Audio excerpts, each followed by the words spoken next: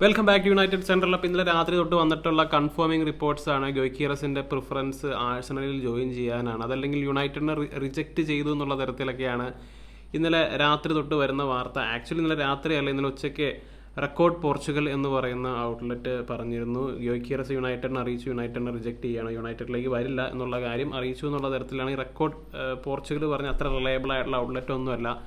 അപ്പോൾ അങ്ങനെ അവരാണിത് പറഞ്ഞത്. അതിന് ശേഷം ഇന്നലെ വൈകുന്നേരം ആയി കഴിഞ്ഞപ്പോൾ ആഴ്സണലിൻ്റെ സൈഡിൽ നിന്നും, അല്ലെങ്കിൽ ആഴ്സണൽ റിപ്പോർട്ടുകൾ പറയുന്ന ആൾക്കാരും അതുപോലെ യുണൈറ്റഡ് റിപ്പോർട്ട് പറയുന്ന ജെയ്മി ജാക്സൺ ഒക്കെ പറഞ്ഞു ഇറ്റ്സ് ഡൂംഡ്, ഈ പർസ്യൂട്ട് നടക്കില്ല എന്നുള്ള കാര്യത്തിൽ ജെയ്മി ജാക്സൺ പറഞ്ഞു.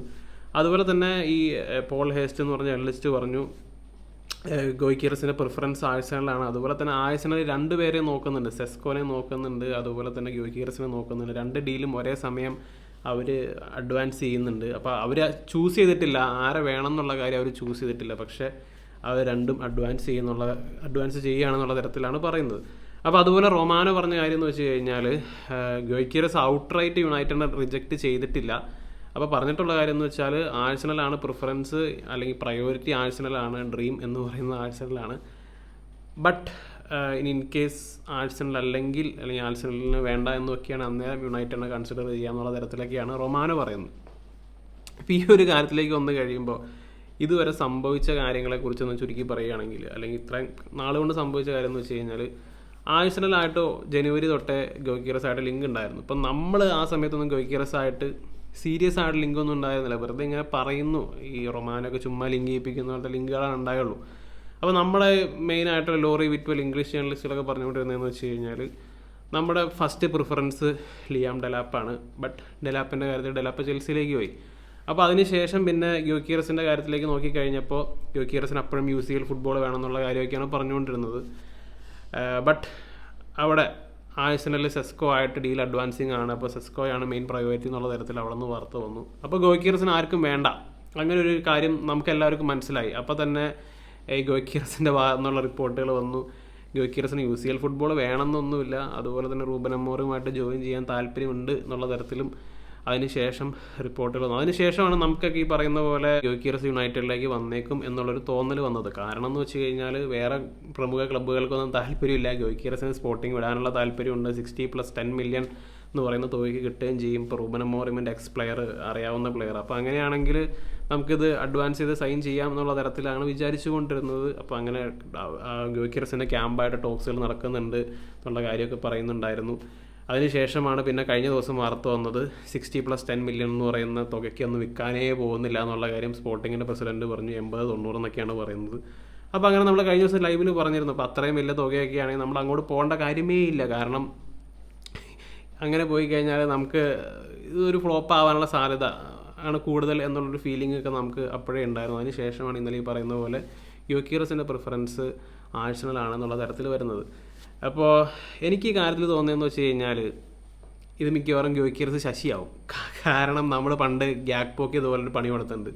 കാരണം നമ്മൾ ഓർക്കുന്നുണ്ട്, ആൻ്റണീനെ സൈൻ ചെയ്ത സമയത്ത് നമ്മൾ ആ ഒരു അവസാനം ട്രാൻസ്ഫർ വിൻഡോയുടെ അവസാനമൊക്കെ ആയപ്പോഴാണ് നമ്മൾ ആൻ്റണീനെ സൈൻ ചെയ്തത്. അപ്പോൾ അന്നിങ്ങനെ ആൻ്റണിയുടെ തുക വലിയ തുക പറയുന്നതുകൊണ്ട് നമ്മൾ ആൻ്റണിയെ നോക്കില്ല, പകരം ഗ്യാക്പോനായിരിക്കും നോക്കുന്നതെന്നുള്ള തരത്തിൽ ഇങ്ങനെ പറഞ്ഞുകൊണ്ടിരുന്നത്. അപ്പോൾ അതുപോലെ ഗ്യാക്പോയുടെ ക്യാമ്പായിട്ടും ചർച്ചകൾ നടക്കുന്നുണ്ടായി.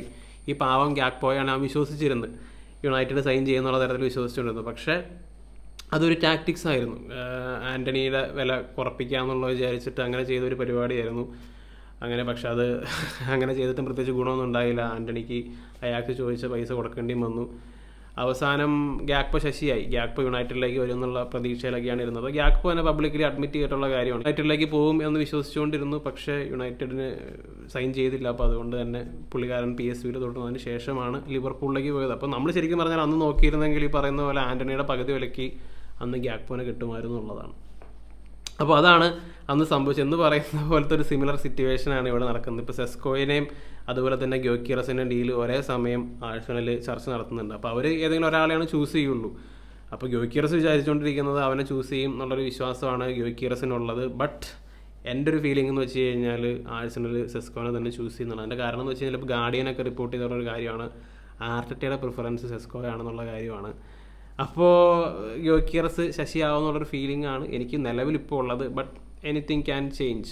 അപ്പോൾ അതാണ് ഇപ്പോൾ ഗ്യോക്കിയറസ് തീർച്ചയായും ഒരു ഗോൾ ഔട്ട്പുട്ടിൻ്റെ കാര്യം നോക്കിക്കഴിഞ്ഞാൽ തീർച്ചയായും ഒരു പ്രൂവൺ ആയിട്ടുള്ള സ്ട്രൈക്കറാണ്. പക്ഷേ അതിൻ്റേതായ കൺസേൺസ് ഒക്കെ ഉണ്ട്. അപ്പോൾ അതുകൊണ്ട് തന്നെ ആഴ്സണൽ ഗ്യോക്കിയറസിനെ റിജക്റ്റ് ചെയ്താലും നമ്മൾ പിന്നെ അങ്ങോട്ട് പോകാതിരിക്കുന്നതായിരിക്കും നല്ലതെന്നാണ് എനിക്ക് തോന്നുന്നത്. ഇപ്പോൾ കഴിഞ്ഞ ദിവസം നമ്മൾ പറഞ്ഞതാണ്, മറ്റേനൊക്കെ 35 മില്യൺ കിട്ടുകയാണെങ്കിൽ മറ്റേനെ ചൂസ് ചെയ്യുക. അതുപോലെ ഒരു മിഡ്ഫീൽഡർ, നല്ലൊരു അടിപൊളി മിഡ്ഫീൽഡറേയും ബാക്കി പൈസ കൊണ്ട് സൈൻ ചെയ്യുകയാണെങ്കിൽ ബുദ്ധിപരമായിട്ട് നമുക്ക് ടീമിനെ ഇമ്പ്രൂവ് ചെയ്യാൻ സാധിക്കും. പക്ഷേ നമ്മൾ 80-90 മില്യണൊക്കെ ഒരു പ്ലെയറിൽ മുടക്കി കഴിഞ്ഞാൽ നമ്മൾ വർഷങ്ങളായിട്ട് ചെയ്യുന്ന ഒരു രീതി അതാണ്. അപ്പോൾ അതുകൊണ്ട് തന്നെയാണ് വീണ്ടും എക്കിറ്റിക്കയുടെ കാര്യം പറയുന്നത്. ഇപ്പോൾ എക്കിറ്റിക്കയായിട്ട് നമ്മൾ കഴിഞ്ഞ ദിവസങ്ങളിലൊക്കെ ചർച്ച നടത്തുന്നുണ്ട് എന്നുള്ള കാര്യമൊക്കെ റിപ്പോർട്ട് വന്നിരുന്നു. ആദ്യം പ്ലറ്റൻബർഗാണ് പറഞ്ഞത്, അതിനുശേഷം ഇപ്പോൾ റൊമാനോ ഒക്കെ പറയുന്നുണ്ട്. അതുകൊണ്ട് അത് സത്യമാണെന്ന് തോന്നുന്നു. ഇപ്പോൾ എക്കറ്റിക്കയുടെ കാര്യത്തിലേക്ക് വന്നു കഴിയുമ്പോൾ എക്കറ്റിക്ക ആണെങ്കിൽ ഈ പറയുന്ന പോലെ ഒരു promising up and coming young ടാലൻ്റാണ്.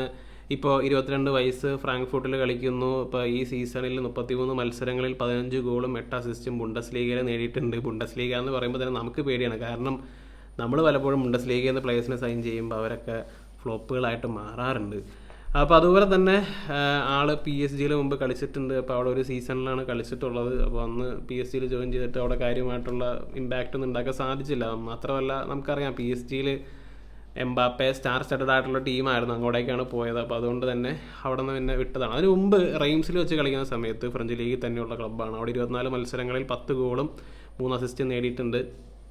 18 വയസ്സിലായിരുന്നുള്ളതാണ്. അപ്പോൾ അന്ന് തൊട്ടേ ആളൊരു ഫ്യൂച്ചർ സ്റ്റാർ ആണെന്നുള്ള രീതിയിൽ പറയുന്നുണ്ടായിരുന്നു. അപ്പോൾ നമ്മളായിട്ട് ലിങ്കൊക്കെ ഉണ്ടായിരുന്നൊരു പ്ലെയറാണ്. അപ്പോൾ നിലവിൽ അവൻ്റെ വാല്യൂ പറയുന്നത് 100 മില്യണാണ്. ഫ്രാങ്ക്ഫൂർട്ടിന് സെല്ല് ചെയ്യേണ്ട ഒരു കാര്യമില്ല. അപ്പോൾ 100 മില്യൺ കൊടുക്കുകയാണെങ്കിൽ ഡീല് ചെയ്യാൻ പറ്റും എന്നുള്ളതാണ്. അപ്പോൾ പ്ലെയറിനെ ക്യാമ്പായിട്ടൊക്കെ സംസാരിക്കുന്നുണ്ട് എന്നുള്ള തരത്തിൽ പറയുന്നുണ്ട്. മാത്രമല്ല ചെൽസിക്കും ലിവർപൂളിനും ഈ പ്ലെയറിൽ ഇൻട്രസ്റ്റ് ഉണ്ട് എന്നുള്ള കാര്യം പറയുന്നുണ്ട്. അപ്പോൾ തീർച്ചയായും ചോദിക്കാൻ സാധ്യതയുള്ള കാര്യമാണ്, ചെൽസി ലിവർപൂൾ പോലത്തെ ക്ലബ്ബുകളുള്ള സമയത്ത് എന്തുകൊണ്ട് ഇവൻ നമ്മളെ ചൂസ് ചെയ്യാം. അവിടെയാണ് മറ്റൊരു ഹൈലൈറ്റ്. ഇവൻ ഒരു ഔട്ട് ആൻഡ് ഔട്ട് യുണൈറ്റഡ് ഫാനാണ്. പുള്ളിക്കാരൻ്റെ ഫ്രാങ്ക്ഫൂർട്ടിലൊരു വീഡിയോ ഉണ്ട്. What was your favorite club when you were little? Manchester United. അതുപോലെ തന്നെ പുള്ളിക്കാരൻ്റെ സോഷ്യൽ മീഡിയ ആക്ടിവിറ്റീസൊക്കെ, ട്വിറ്ററിലെ സോഷ്യൽ മീഡിയ ആക്ടിവിറ്റീസൊക്കെ നോക്കിക്കഴിഞ്ഞാൽ നമുക്ക് മനസ്സിലാവും ആളൊരു യുണൈറ്റഡ് ഫാൻ ആണെന്നുള്ള കാര്യം. അപ്പോൾ അങ്ങനെ ഇപ്പോൾ ഞാനൊരു പ്ലെയർ ആയിരുന്നെങ്കിലും എൻ്റെ ഇഷ്ടപ്പെട്ട ക്ലബിന് വേണ്ടി കളിക്കാനുള്ളൊരു താല്പര്യം ഉണ്ടാവുമല്ലോ. അപ്പോൾ അങ്ങനെ ഒരു അട്രാക്റ്റീവ് ഫാക്ടർ ഇതിനകത്തുണ്ട് എന്നുള്ളത് സത്യമാണ്. പക്ഷേ ഈ പറയുന്ന പോലെ ഹോയിലൻഡൊക്കെ ഒരു യുണൈറ്റഡ് ഫാൻ ആയിരുന്നു. അപ്പോൾ അങ്ങനെ നമ്മൾ സൈൻ ചെയ്തതാണ്. പക്ഷേ ഇതിനകത്ത് ഏറ്റവും വലിയ പ്രശ്നം എന്ന് വെച്ച് കഴിഞ്ഞാൽ ഇതാണ്, മറ്റൊരു പ്രൊജക്റ്റ് സ്ട്രൈക്കറെയാണോ നമുക്ക് ആവശ്യം? നമുക്ക് ഗോൾ അടിക്കാൻ അറിയാവുന്ന ഒരു പ്ലെയറല്ലേ വേണ്ടത്. ഇപ്പോൾ വീണ്ടും ഹോയിലൻഡിനെ പോലത്തെ ഒരു പ്രൊജക്റ്റ് സ്ട്രൈക്കറിലേക്ക് കൊണ്ടുവന്നു കഴിഞ്ഞാൽ നമുക്ക് ഉറപ്പൊന്നുമില്ല ഈ 80-90 മില്യനെ കൊണ്ടുവന്നതിന് ശേഷം അടിപൊളിയാവുന്നുള്ള കാര്യം ഉറപ്പൊന്നുമില്ല. ഇപ്പോൾ ഈ കിറ്റിക്കിനെ പറയുന്ന കാര്യം എന്ന് വെച്ച് കഴിഞ്ഞാൽ അവന് കമ്പാരിസൺ വരുന്നത് ഇസാക്കായിട്ടാണ്. നമ്മൾ മുമ്പും പറഞ്ഞിട്ടുണ്ട്, ഇസാക്കായിട്ട് വളരെ സിമിലർ ആയിട്ടുള്ളൊരു പ്രൊഫൈലാണ്. അതുപോലത്തെ ഒരു പ്ലേയിങ് സ്റ്റൈലും കളിക്കുന്ന ഒരു പ്ലെയറാണ്. അപ്പോൾ ഫ്യൂച്ചറിലൊരു ഇസാക്കൊക്കെ ആയി മാറാൻ സാധ്യതയുള്ള പ്ലെയറാണെന്നാണ് ഈ എക്കിറ്റിക്കിനെ പറ്റി പറയുന്നത്. അപ്പോൾ അതുകൊണ്ട് തന്നെ ഒത്തിരി പ്രീമിയർ ലീഗ് ക്ലബ്ബുകൾക്ക് ഇസാക്കിനെ താല്പര്യം ഉണ്ടായിരുന്നു. അപ്പോൾ അതുകൊണ്ടാണ് അതിനൊരു ആൾട്ടർനേറ്റീവ് എന്നുള്ള രീതിയിൽ എക്കിറ്റിക്കായിട്ട് ക്ലബ്ബുകളെ ലിങ്ക് വരുന്നത്. അപ്പോൾ എക്കിറ്റിക്കൊക്കെ അത്യാവശ്യം ഹൈറ്റ് ഉണ്ട്. അതുപോലെ തന്നെ ഞാൻ ഇന്ന് കുറേ വീഡിയോസൊക്കെ ഇരുന്ന് കണ്ടു നോക്കി. ആളുടെ ടച്ച് ആണെങ്കിലും അതുപോലെ തന്നെ മൂവ്മെൻ്റ് ഒക്കെ ആണെങ്കിലും ഒരു രസമൊക്കെ ഉണ്ട്. ബട്ട് എനിക്കൊരു 50 മില്യൺ പ്ലെയറായിട്ടാണ് തോന്നിയുള്ളൂ. 80-90 മില്യൻ്റെ ഒരു പ്ലെയർ ആണെന്നൊന്നും എനിക്ക് തോന്നിയില്ല. ഒരു 50 മില്യൺ പ്ലെയർ മാത്രമല്ല, 90 മില്യണൊക്കെ മേടിച്ച് കൊണ്ടുവന്നു കഴിഞ്ഞാൽ അതിൻ്റേതായ പ്രഷറും കൂടി നമ്മുടെ മീഡിയാസൊക്കെ തലയിലേക്ക് എടുത്ത് വെച്ച് കൊടുക്കും എന്നുള്ളതാണ് മറ്റൊരു കാര്യം. പിന്നെ ഇതിൻ്റെ ഫിനാൻഷ്യൽസിലേക്ക് നോക്കിക്കഴിഞ്ഞാൽ ഇപ്പോൾ നമുക്കറിയാം, ഈ ഓഷിമാൻ ആയാലും ഗോയ്ക്കിയറസ് ആയാലും എക്കിറ്റിക്കൊക്കെ ആണെങ്കിലും അവർക്ക് സാലറി കൊടുക്കണം. ഇപ്പോൾ എക്കിറ്റിക്കയുടെ സാലറി എന്ന് പറഞ്ഞു കഴിഞ്ഞാൽ കുറവായിരിക്കും, 150K ഒക്കെ ആയിരിക്കും. പക്ഷേ ബാക്കിയുള്ളവർക്കെന്ന് പറഞ്ഞാൽ 300-350 ചിലപ്പോൾ പോയെന്ന് വരും. അപ്പോൾ അങ്ങനെ നോക്കിക്കഴിയുമ്പോൾ ടോട്ടൽ ഡീലിൻ്റെ വാല്യൂ എന്ന് പറയുന്നത് ഇപ്പോൾ എക്കിറ്റിക്കയ്ക്ക് 90 മില്യൺ കൊടുത്താൽ പോലും ടോട്ടൽ ഡീലിൻ്റെ വാല്യൂ ഇൻക്ലൂഡിങ് സാലറി എന്ന് പറയുന്നത് എക്കിറ്റിക്കയ്ക്ക് കുറവായിരിക്കും. അങ്ങനെയാണ് മൊത്തത്തിൽ ആഡ് ചെയ്ത് നോക്കിക്കഴിയുമ്പോൾ കാണാൻ പറ്റുന്നത്. അപ്പോൾ അതുകൊണ്ട് തന്നെ ക്ലബ്ബ് എന്താണ് ചെയ്യാൻ പോകുന്നതെന്നുള്ളത് നമുക്ക് കാത്തിരുന്ന് തന്നെ കാണാം. അപ്പോൾ സ്ട്രൈക്കർ സിറ്റുവേഷൻ എന്ന് പറഞ്ഞു കഴിഞ്ഞാൽ കുറച്ചും കൂടി ടൈറ്റ് ആയിക്കൊണ്ടിരിക്കുകയാണ്. നമുക്ക് എന്തായാലും സ്ട്രൈക്കർ സൈൻ ചെയ്യാതിരിക്കാണ്ട് പറ്റില്ല. മാത്രമല്ല ഇത്രയും വലിയ ഒരു വില കൊടുത്ത് സ്ട്രൈക്കറെ മേടിച്ച് കഴിഞ്ഞാൽ ബാക്കി മിഡ്ഫീൽഡിലുള്ള ഗ്യാപ്പ് അങ്ങനെ തന്നെ കിടക്കും എന്നുള്ളതാണ്. അപ്പോൾ എന്തായാലും എന്താണ് നിങ്ങളുടെ അഭിപ്രായങ്ങളുള്ള കാര്യം തീർച്ചയായും കമൻ്റായിട്ടിടുക. മറ്റൊരു വീഡിയോയുമായി വീണ്ടും കാണാം.